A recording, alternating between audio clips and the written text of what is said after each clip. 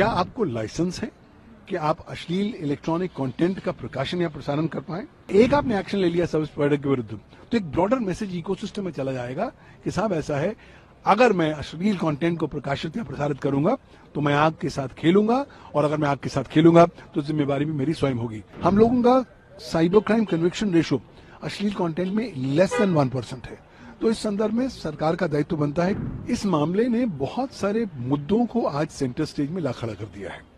पहली महत्वपूर्ण बात, क्या आपको लाइसेंस है कि आप अश्लील इलेक्ट्रॉनिक कंटेंट का प्रकाशन या प्रसारण कर पाए?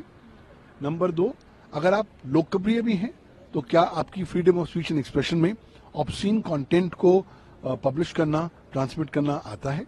और तीसरी बात कि क्या सरकार की कुछ जिम्मेवारी है? और चौथी महत्वपूर्ण बात कि क्या सर्विस प्रोवाइडर्स का भी कोई दायित्व है इस दिशा में? तो पहले मुद्दा का तो बहुत स्पष्ट जवाब धारा 67 भारत का सूचना प्रौद्योगिकी कानून कहता है कि कानून ऑब्सैनिटी वर्ड डिफाइन नहीं करता।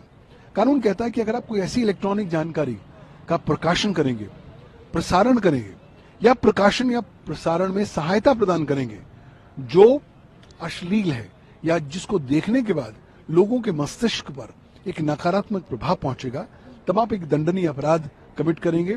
सेक्शन 67 आईटी एक्ट में 3 साल की सजा है, 5 लाख रुपए जुर्माना है। हाँ, बहुत सीरियस ऑफेंस नहीं है, बेलेबल ऑफेंस है। आपको हक के तौर पर, अधिकार के तौर पर आपको बेल मिलती है। लेकिन दूसरी महत्वपूर्ण बात, क्या मेरी fundamental right of freedom of speech and expression में क्या वो शामिल है कि मैं अश्लील कंटेंट को भी प्रकाशित कर सकूं? तो लॉ बहुत क्लियर है कि आपके पास fundamental right of freedom of speech and expression तो जरूर है, लेकिन इस पर रीजनेबल अंकुश लगाए जा सकते हैं धारा 19(2) भारतीय संविधान के तहत।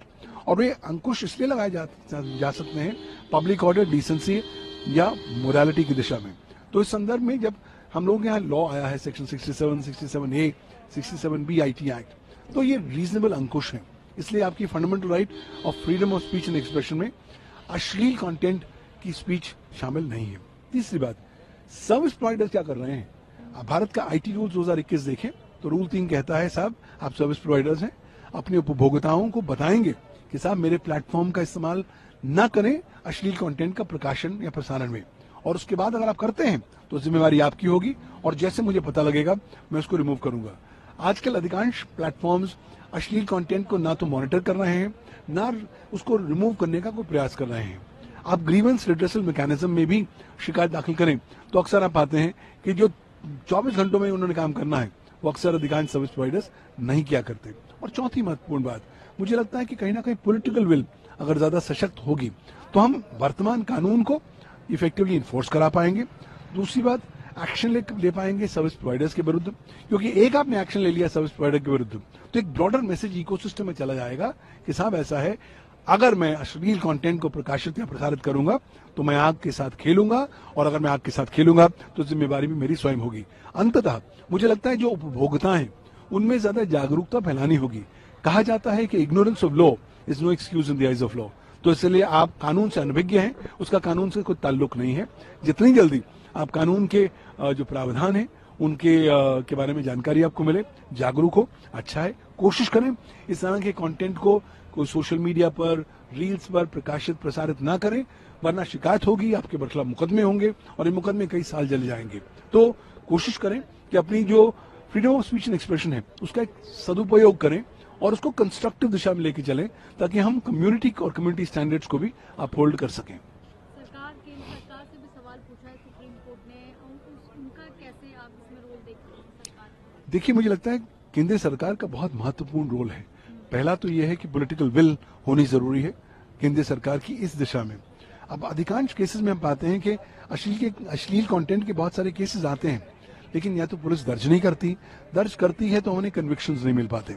हम लोगों का साइबर क्राइम कन्विक्शन रेशो अश्लील कंटेंट में लेस देन 1% है। तो इस संदर्भ में सरकार का दायित्व बनता है कि एक, कानून का संशोधन करे, ऑब्सैनिटी को एक नॉन बेलेबल ऑफेंस बनाए ताकि एटलीस्ट एक ब्रॉडर मैसेज दा पाए। दूसरी बात, सरकार अगर कड़े कदम सेक्शन 79 और सेक्शन 85 भारत के आईटी एक्ट के तहत सर्विस प्रोवाइडर्स के विरुद्ध करेंगे तो भी एक सैल्यूटरी मैसेज जाएगा। और अल्टीमेटली ज्यादा कैपेसिटी बिल्ड करें, लोगों में ज्यादा जागरूकता फैलाएं कि साहब ये आग का गोला है, आग का दरिया है, इसमें अगर आप कूद गए तो नुकसान आपको होने वाला है। तो कोशिश करें कि आप कानून के प्रावधानों का पालन करें, उसका उल्लंघन ना करें। अल्टीमेटली सारे लोगों को मिलकर एक समन्वय और सामंजस्य के साथ कॉपरेशन करनी पड़ेगी, योगदान देना पड़ेगा, ताकि हम लोग अपने कम्युनिटी स्टैंडर्ड्स को अपहोल्ड कर सकें और जो हमारा साइबर इकोसिस्टम है उसको दूषित ना कर पाए ऑब्सैनिटी के साथ, ऑब्सीन इलेक्ट्रॉनिक इंफॉर्मेशन के साथ।